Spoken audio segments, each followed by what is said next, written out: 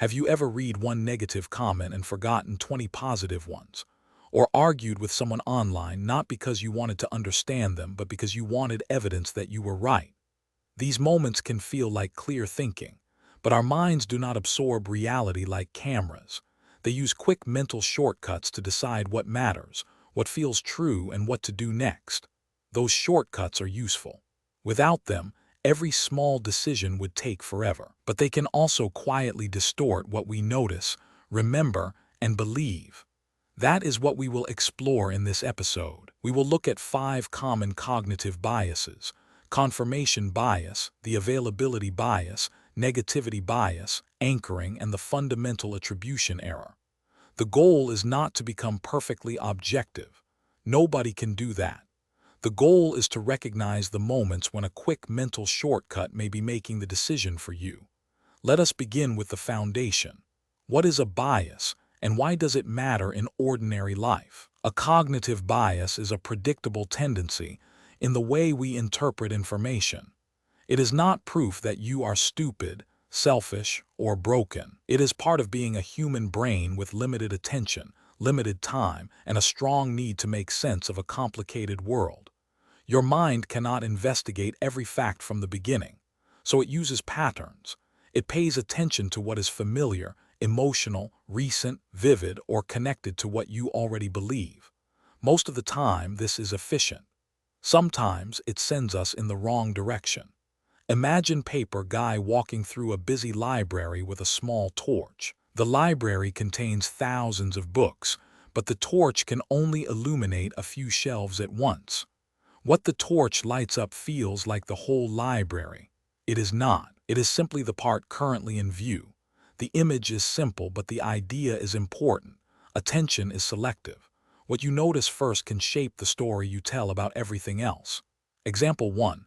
You meet a new colleague when they are stressed and quiet. Your mind quickly labels them unfriendly. Later, you may notice every short answer they give and miss the moments when they are helpful or simply busy. Example 2. You have one bad experience with a product, restaurant, or app. The disappointment becomes highly memorable, and you may judge the entire brand through that one moment. Here is the memorable line: a bias is not the truth. It is the direction your attention leaned first. The takeaway tool is the wider view question. When you reach a quick conclusion, ask, what am I noticing? What information is outside the beam of my torch? You do not need every answer. You only need enough curiosity to avoid mistaking the first impression for the full picture. Confirmation bias is the tendency to seek, notice, and remember information that supports what we already believe. It can make us feel certain very quickly. If we expect someone to be unreliable, every late reply becomes evidence. If we believe a new idea is dangerous, we may collect examples that prove the danger and scroll past the examples that complicate the story. Confirmation bias does not usually feel like bias. It feels like being sensible. That is why it is so powerful. Example 1. You think you are bad at public speaking. Before a presentation, you focus on the possibility of forgetting your words. Afterward, you replay one awkward pause and ignore the questions you answered well. The belief survives because you searched for evidence that fits it. Example 2. You are deciding whether to take a new opportunity. Once you lean toward yes, you search for success stories. Once you lean toward no, you search for warnings. In both cases, you may be researching honestly, but the question you ask shapes what you find. The problem is not having a point of view. The problem is treating your point of view as the only useful starting point. Paper guy holds 2 folders. One is labeled A circumflex euros O proof I am right. The other is labeled A circumflex euros O what would change my mind. The first folder is overflowing. The second is nearly empty. He moves one piece of evidence from the first folder into the second and pauses to read it. Remember this: confidence grows easily when your evidence only has to agree with you. Try this today. When you have a strong opinion, write one sentence that could challenge it. A circumflex euros O if I were wrong, what else might explain this? Then look for one credible piece of information, one person, or one example that could make the issue more complicated. This is not about arguing against yourself forever. It is about making your beliefs strong enough to survive contact with reality. There is another reason this matters. A belief does not have to be completely false to become unhelpful. You may genuinely have had difficult experiences speaking in public. A new opportunity may genuinely involve risk. Confirmation bias becomes a problem when it turns one true piece of evidence into the only evidence that counts. Think of it as a courtroom with only one lawyer allowed to speak.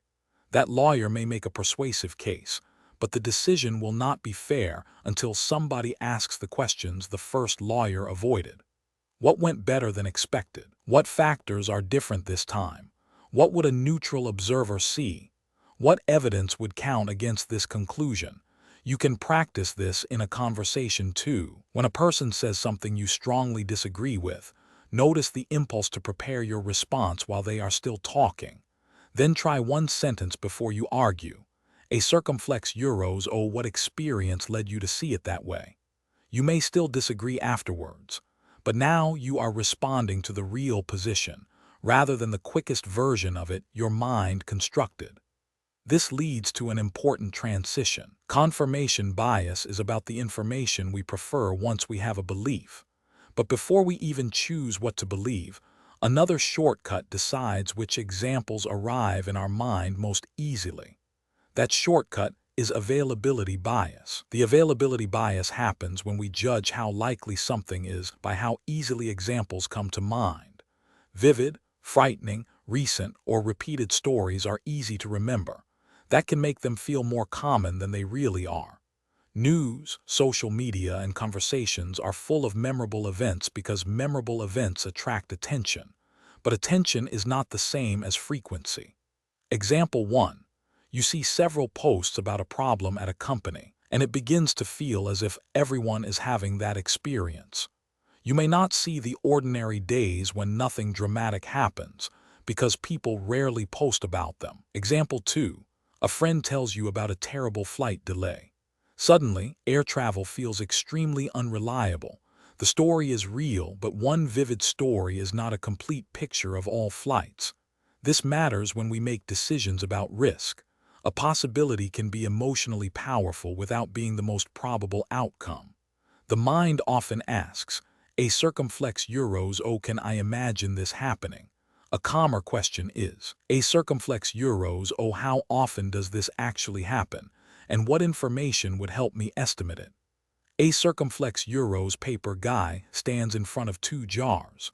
One jar contains hundreds of small gray pebbles. The other contains 3 large red stones. The red stones are impossible to ignore, so he first assumes that jar is fuller. Then he steps back and sees the whole count. The practical pause is simple, separate vivid from typical. Ask yourself, is this conclusion based on a clear pattern or on the most dramatic examples I can remember? The takeaway tool is the base rate check. Before making a large judgment, look for the ordinary background information. How many cases over what time compared with what? Numbers do not remove uncertainty, but they can stop one powerful story from becoming the whole world. There is a gentle way to use this without becoming cold or dismissive. When someone tells you a frightening or painful story, you do not need to reply with statistics. The story may matter deeply. The base rate check is mainly for the moment when your own mind turns that story into a prediction about every future situation. For example, a friend a euros trade business may have failed. That is a real loss. It can teach you useful questions about planning, cash flow, timing, and risk, but it does not automatically prove that every attempt at building a business is foolish. A vivid outcome can teach a lesson without becoming a universal rule. The same is true of good news. A dramatic success story can make a path appear easy, fast, and guaranteed. Ask what you are not seeing. The abandoned attempts, the support behind the scenes, the timing, the skills, and the luck. This is not cynicism. It is an attempt to see the whole landscape. So far, we have looked at 2 ways attention can narrow. We search for evidence that agrees with us, and we overestimate what is easiest to remember. Now we need to ask why certain memories become so easy to remember in the first place. Very often, the answer is emotional weight euros, especially negative emotional weight. The negativity bias is our tendency to give more attention and weight to negative information than positive information. From a survival perspective, this makes sense. Missing a threat could be costly. Missing one pleasant detail is usually less urgent. But in modern life, this bias can make a mostly good day feel like a bad one. It can make one criticism sound louder than useful feedback, appreciation, progress, and connection. Example 1. You receive 10 kind messages about your work and one critical message. The critical message may be the only one you think about at dinner. See /users /user /OneDrive Berinda Group /documents /paperguy /output biases narration /segment 017. TXT. On the other side are many small green cards: effort, kindness, learning, progress, and support. The red card has been secretly given a heavy metal weight. Paper Guy removes the hidden weight so the scale can show a fairer picture. Here is the memorable line: what hurts first is not always what matters most. Choose one small experiment. At the end of a difficult day, write 3 columns: what went wrong, what went right, and what remains uncertain. Give each column at least one honest line. This does not cancel the hard part. It prevents the hard part from erasing everything else. Before you continue, ask, am I responding to the event itself or to the alarm my mind attached to it? This question is especially useful after feedback. Feedback is not one category. Some feedback is specific, fair, and actionable. Some is vague, careless, or unkind. Negativity bias can make both feel equally important because both create an emotional sting. Try sorting feedback into 3 parts. First, what is the observable claim? Second, what evidence supports it? Third, what response would be useful even if the person delivered it badly? You may find a small improvement worth making. You may also find that the comment says more about the speaker than it says about you. The sorting process keeps you from doing 2 unhelpful things: rejecting every criticism defensively or accepting every criticism as a verdict. You can use the same approach with your own mistakes. A mistake deserves attention, repair, and learning. It does not automatically deserve a permanent identity label. A circumflex euros, oh, I handled that conversation poorly euros is information. A circumflex euros, oh, I ruin every relationship euros is a conclusion that negativity bias may be helping to write. The next bias is different. It does not mainly decide what feels threatening. It shows how an early piece of information can become the ruler we use for everything that comes after. This is anchoring. Anchoring happens when an early piece of information influences later judgments, even when it should not carry so much weight. The first price you see can make the next price feel cheap or expensive. The first estimate in a meeting can shape every estimate that follows. The first story you hear about a person can become the reference point for every later interaction. An anchor is useful when the first information is reliable and relevant. It becomes risky when we forget that it is only a starting point. See /users /user /OneDrive Berinda Group /documents /paperguy /output biases narration /segment 022.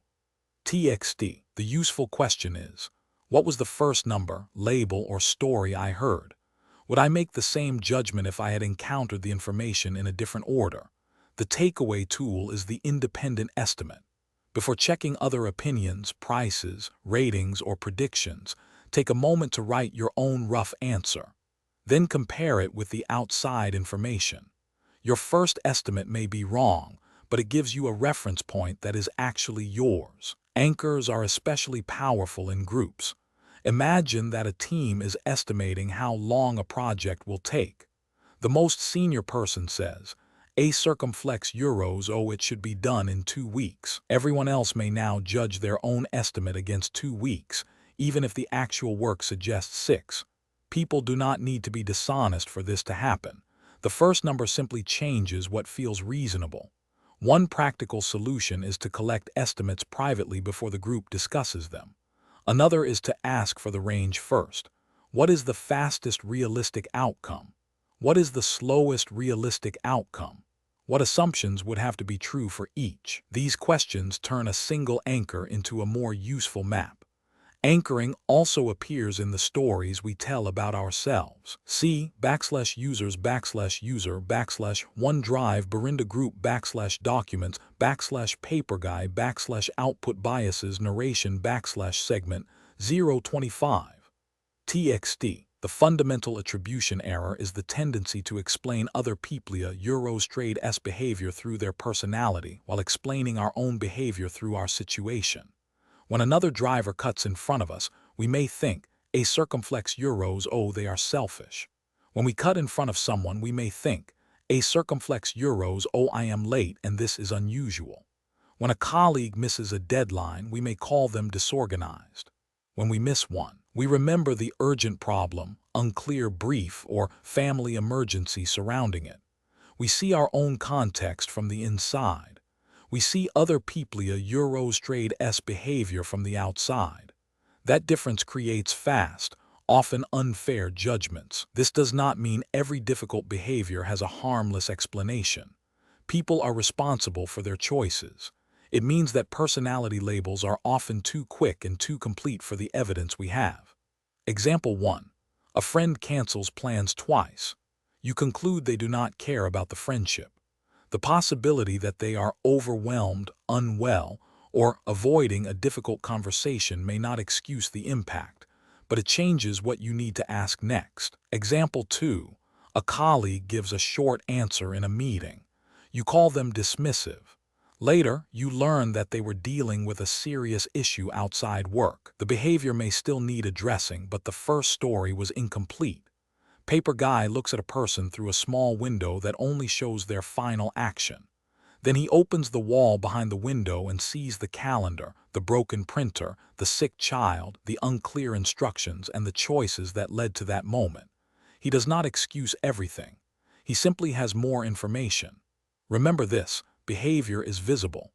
Context is usually hidden. Try a compassion and clarity pause. Before assigning a character label, ask, what are 3 possible situational explanations? Then ask a second question. What impact did the behavior have, and what boundary, repair, or conversation is still needed? Fairness does not require naivety. It requires separating explanation from excuse. This matters in conflict because labels make conversations smaller. If you decide a partner is a circumflex euros selfish, a circumflex euros a friend is a circumflex euros dramatic, a circumflex euros or a colleague is a circumflex euros lazy, a circumflex euros you may stop describing the behavior you actually need to address. A clearer statement is more difficult but more useful.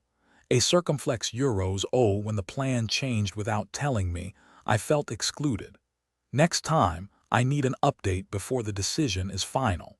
A circumflex euros. See /users /user /OneDrive Berinda Group /documents /paperguy /output biases narration /segment 030. TXT. We have now looked at 5 biases, but there are 2 more that show how strongly other people and past choices can shape our decisions. They are especially useful because they appear in ordinary life. Buying, working, dating, creating, and deciding when to change course. Social proof is the tendency to use other people's trade s behavior as information about what is correct, safe, popular, or valuable. This is often sensible. If you arrive in an unfamiliar city and see a crowded restaurant, the crowd may tell you something useful. If everyone in a meeting is confused by an instruction, that may be a clue that the instruction is unclear. But social proof becomes misleading when a group is copying itself. People may choose something because they believe everyone else has good reasons.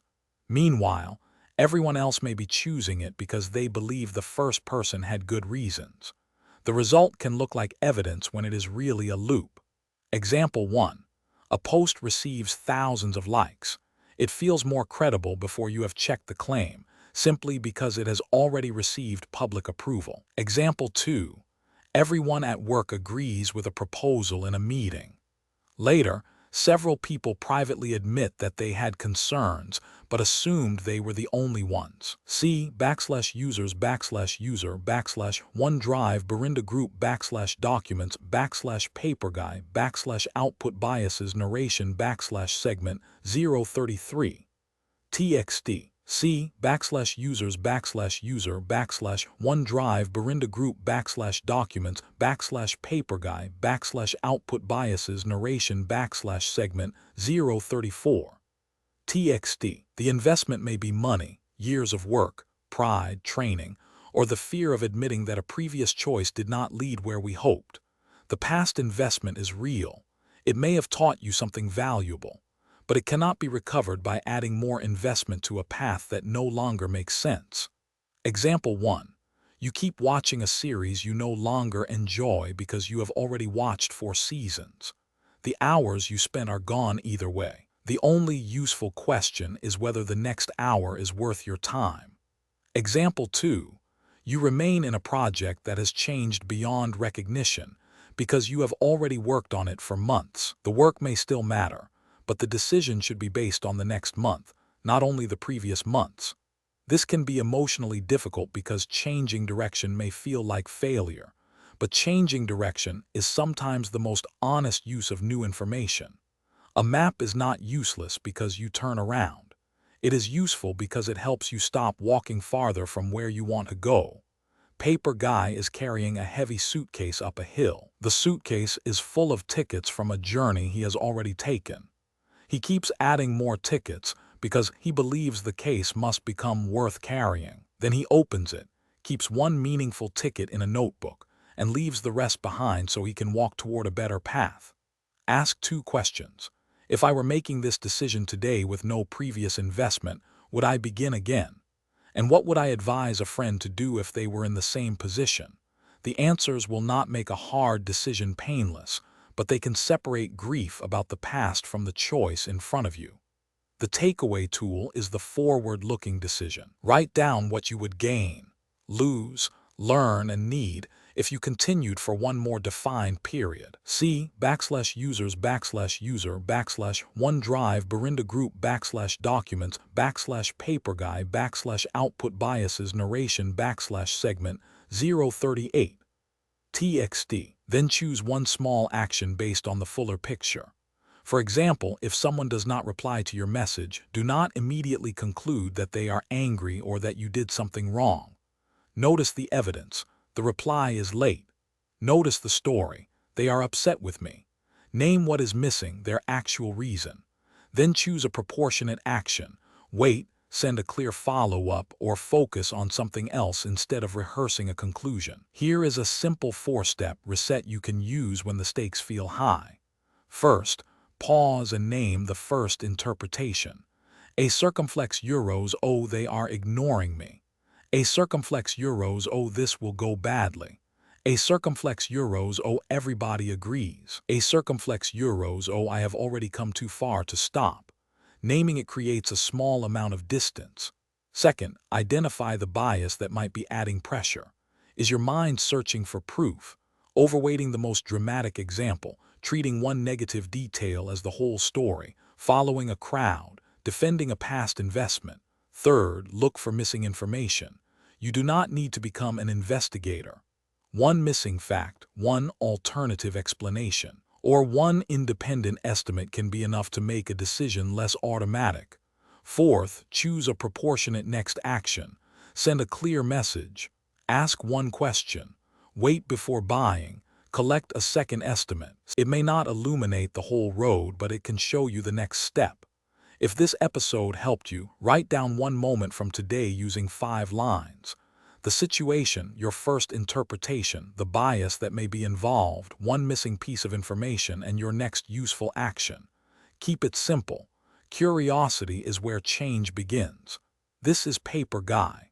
Keep learning, keep noticing, and take care of your mind as part of your Lifia Euros, not as something separate from it. If this episode helped you, Subscribe and like the video for more practical ideas visually explained.